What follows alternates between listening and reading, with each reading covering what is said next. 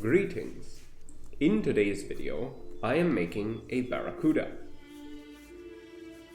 It was supposed to be a barracuda anyways, although I ended up exaggerating its features quite a bit, so the end result could resemble any number of large, angry fish. In the spirit of not repeating several past mistakes, I started my process off with a sketch for scale and planning. This turned out to be extremely helpful to me because it guided the early steps away from guesswork and gave me a solid grasp of how I wanted the creature's proportions. I was considering the position and rotation of the ventral fins, how similar the shape would be between those and the dorsal fin, the placement of any facial features, and how far back the tail should be positioned. It's not a beautiful sketch by any stretch, as I am no traditional artist, but it did the job, and I am grateful for it.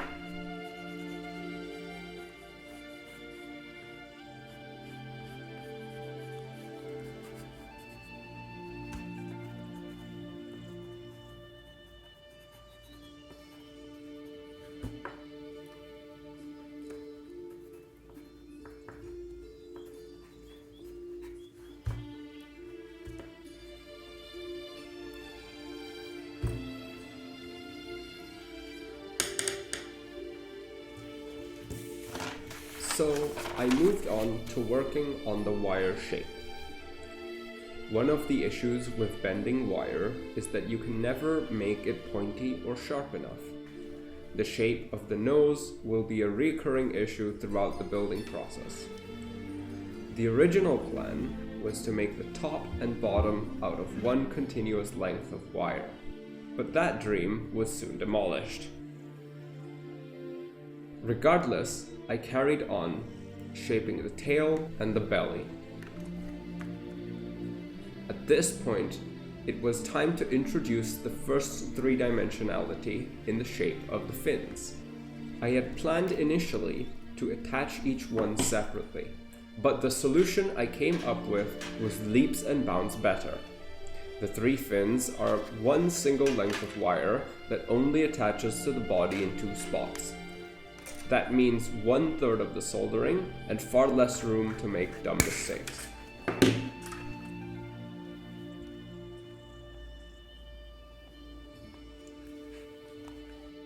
In the wake of annihilated dreams, I then looked to joining the top and the bottom halves of my fish back together.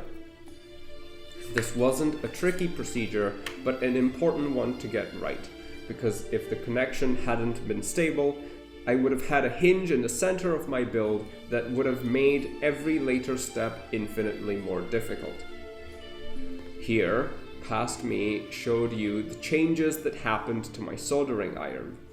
I would love to tell you that I did them intentionally, but that would be a lie. Although the curve in the tip does come in handy, so I'm not complaining. And this was the first of several failed attempts to join the top of the tail together. Unfortunately, the weld never seemed to hold properly, probably because of the tension it was under.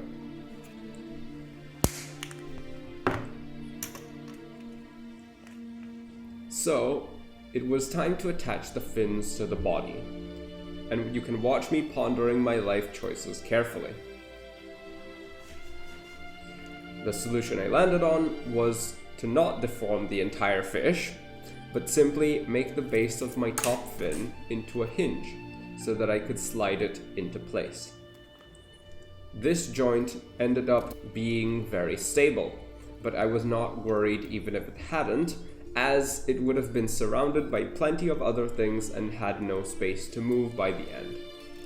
Beyond that, the ventral fins helped stabilize the structure a whole lot, as they provided two attachment points that are off the axis of the base of the dorsal fin.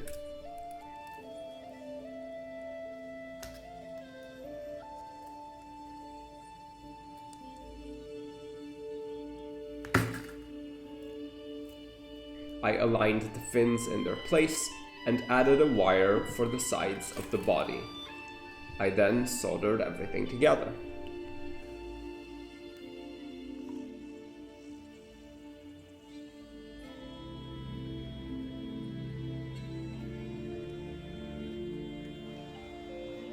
Here, I began working on the base of my fish. There was a brief debate in my mind on whether to just have it rested on its ventral fins, but that would have had the head higher than the tail, and I chose to have the body pointed down in order to sell the angry fish look more. The added benefit of this approach is that the creature is now mounted on a spring and you can bounce it up and down. Learning from the experience with the octopus and how ununiform the top half and the bottom half of that were, I aimed to bridge the inconsistency between the fins and the body, filling the flat, empty spaces with segments of wire soldered in place. I then moved on to sanding.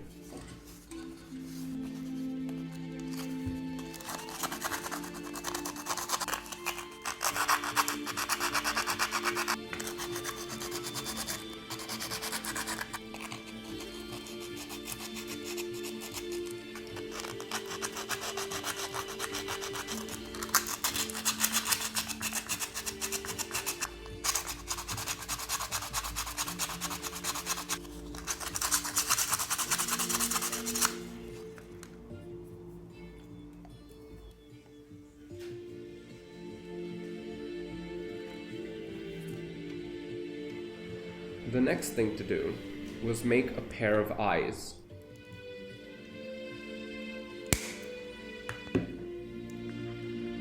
The target for these was sharp and triangular.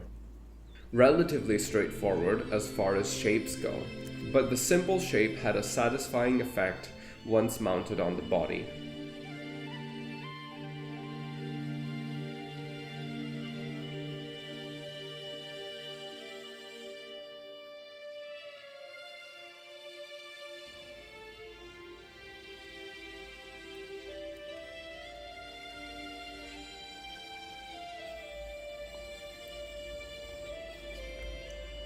I took a short moment to carefully examine the fruits of my labor and began the grueling process of giving the fish a layer of skin.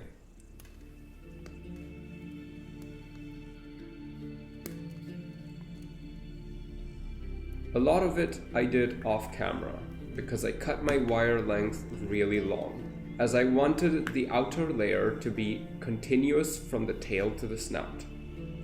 The most difficult part of this was threading the wire through the bases of the fins, partly because of the volume of material I was dealing with, and partly because I was tired. I got a bit lazy and cut a corner here and there, so the result is a little wonky. In hindsight, I wish I'd stuck it out and kept threading consistently.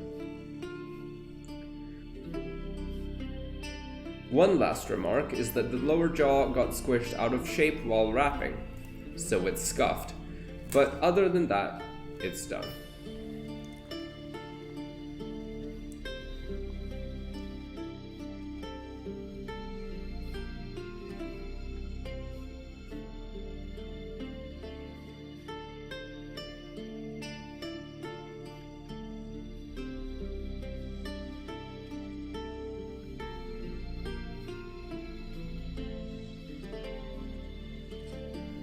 My closing thoughts are that the barracuda is a lot cleaner and cohesive than the octopus.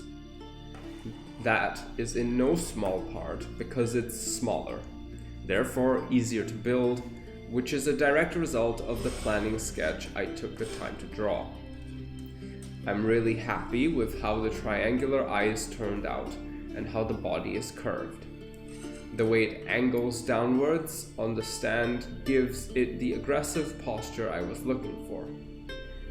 As for defects, one of the fins didn't stay soldered together, and the tip of the tail is wonky. On top of that, the center of the body could have been wrapped better. All in all, I'm satisfied with this build. And there you go. That has been the making of a barracuda. I hope you've enjoyed. Thank you for watching, and I will see you in the future.